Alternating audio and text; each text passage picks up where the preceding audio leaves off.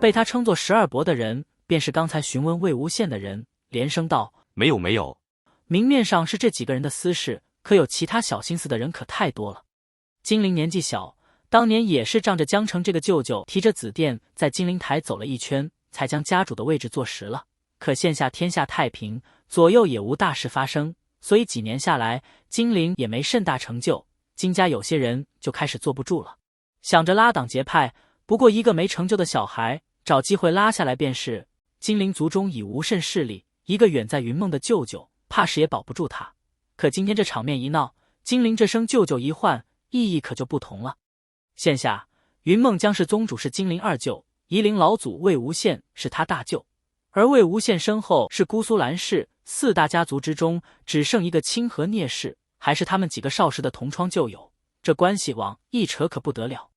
那些本站队其他人的人心里的算盘得重新打了，毕竟谁做家主不过也就是好处拿多一点少一点的区别，但是要因此得罪魏无羡的话，虽然传言夷陵老祖自从跟了韩光俊之后从善不少，可是看他刚才不悦时看人的眼神，哪有一丝善意，恐怕还是得罪不起。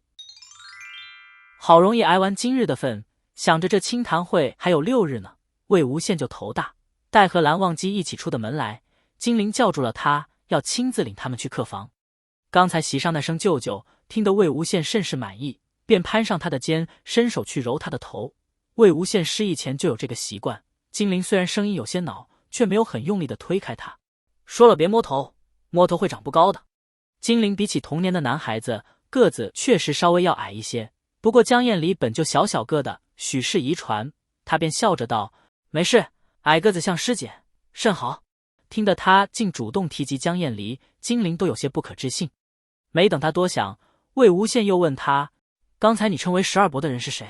金氏的直系血脉就剩一个金陵了，其他叔叔伯伯都是旁系的，而刚才的十二伯更是旁系到不能再旁系的一位。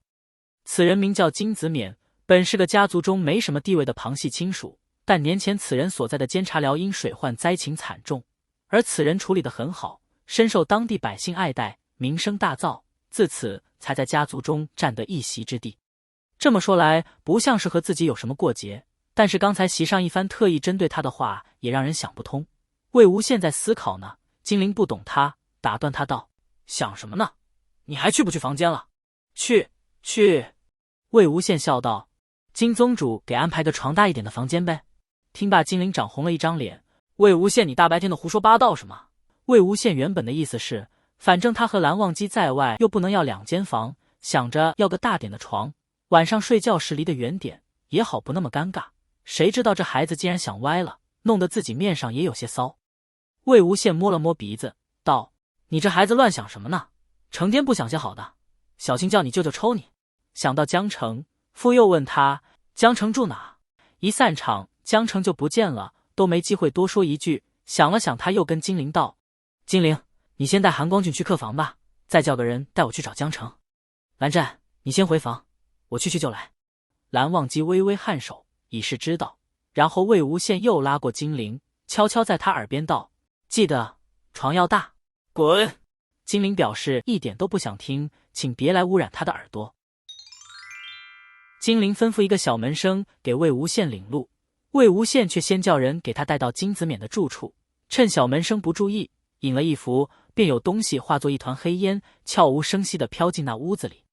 随后他才叫小门生领他去找江城。魏无羡一脚踢开房门，高声叫唤道：“江城！”江城正坐在桌边擦剑呢，被他吓得差点没被3毒切了手。魏无羡完全就是习惯性动作，也没去在意江城已经呆掉了的表情，就往他旁边的凳子上歪歪扭扭一坐。江城狐疑地看着他：“魏无羡，你今天是撞邪了吗？”这都是很久很久以前的魏无羡才会做的举动，是江城长远记忆里的魏无羡的模样，是他只能怀念的魏无羡，但绝不是现在的魏无羡。看桌上有些小吃，魏无羡也不问他，抓起来就往嘴里塞。嚯，还有邪祟胆敢撞本老祖的，江宗主抓2只过来，让本人开开眼。江城被他气的，只道：“有话快说，有屁快放。”“没啥，就久不见了，想你了呗。”江城手中的3毒都快被吓掉了，看了眼魏无羡没关的门，确定蓝忘机不在，才问他：“你怎地一个人？”魏无羡心下奇怪江澄为何这么问，一想江澄该说的是蓝忘机，道：“我让金陵先带蓝湛回房了。”你和蓝忘机是不是出现问题了？江澄本是千万个不愿意问，但是今天的魏无羡实在是太奇怪了，蓝忘机也很奇怪。平时两人简直没眼看，一个要靠一个要碗的，在他眼前晃得他白眼都要翻上天了，他看见就头疼。今天咋的突然正常了，逼得他都不能不问。没事啊，没事。魏无羡有点心虚，莫不是被看出来了？毕竟江澄可了解他，又问：“哎，江澄，问你一下，我平时和蓝湛怎么样？”江澄心道：“魏无羡，你这是要死吗？还敢来问我？”冷哼一声，他道：“你怎样自己不清楚，用得着问我？”魏无羡啧了一声，又道：“这不是你们都说我倒贴蓝湛似的，我不服气吗？怎地就不能是他喜欢我？”那可是蓝忘机，魏无羡，你也配？他这下是被江澄堵了个严严实实。蓝忘机那么好，是仙门名士，弟子楷模，长得又是极其俊美，确实是那隔着云端的人。魏无羡嘴一撇：“切，配不配的又怎地了？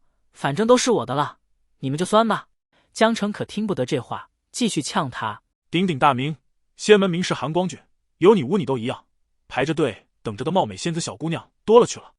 万一哪回幸运勾上了，再生个小的，无名无分也总得比嫁给好多人强。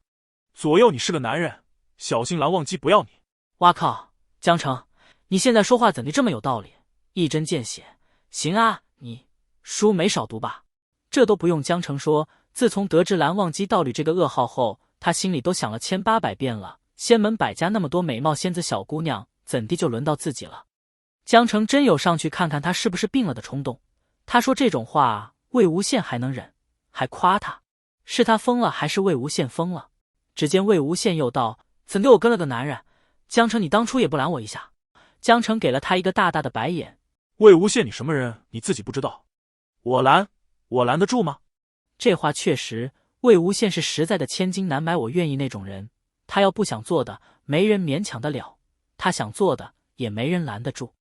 他曾问过江厌离，人为什么会喜欢上另一个人，也曾扬言绝对不要太喜欢一个人。他开始不能理解以后的自己为什么要给自己套离拴绳，可仔细一想，好像又有点理解。毕竟那么好的蓝忘机，穿过层层叠叠的人群，偏偏就是牵上他的手了。怎么，当初不管不顾的非要往蓝家挤，现在没几年呢，后悔了？想回来了？告诉你，莲花坞可不收你。魏无羡却是笑了：“不想。”然后起身丢下句：“江澄，你少操心别人，赶快给金陵找个舅妈吧。”走了，跑了，留下江澄一个人气的过去把门踢上，心道：这人到底来干嘛的？塞我狗粮？我惹不起，躲还不给躲了。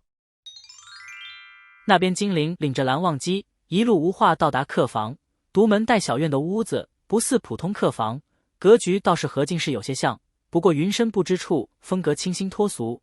金陵台的风格恢宏大气，小院里还有着一方花坛水榭，一看就是花了心思的。多谢金宗主。蓝忘机谢过他，但他现在心智也不过15来岁，要比金陵还小上一些，语气也不自觉多了几分客气。金陵听得直摇头摆手：“韩光君不必客气。韩光君怎地了？今日怎地这么温柔？”然后又想起魏无羡今日怪异的举动，便鼓起勇气问道：“韩光君，魏无羡没甚问题吧？”怎地这么问？金陵道：“说不上来，就感觉他今天十分古怪。